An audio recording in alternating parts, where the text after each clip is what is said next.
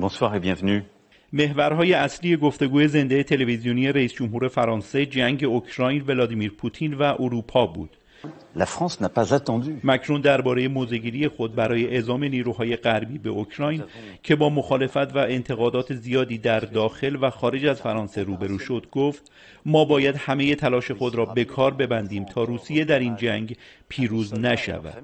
Si la Russie gagne cette guerre, la crédibilité de l'Europe sera réduite à zéro. اگر روسیه در این جنگ پیروز شود، اعتبار اروپا به صفر میرسد. روسیه دشمنی است که اگر اوکراین را شکست دهد، دیگر متوقف نخواهد شد. بنابراین اروپا باید آماده جنگ باشد. Le soutien à l'Ukraine. 3 روز پیش مجلس ملی فرانسه به اتفاق آرا توافق امنیتی فرانسه اوکراین را به تصویب رساند.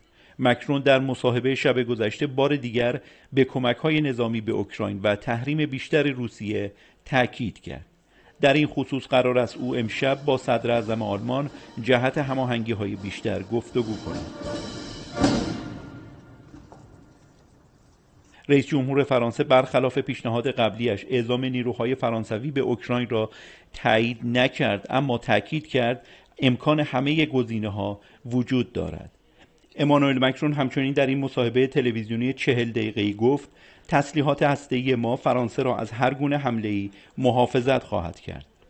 به طور کلی در داخل اکثر مخالفان چه راست چه چپ مصاحبه امانوئل مکرون رو فراتر از لحن جنگ طلبانش دارای انگیزه‌های سیاسی مبهم دانستند. شهسوار حسینی، خبرگزاری صدا و سیما، پاریس.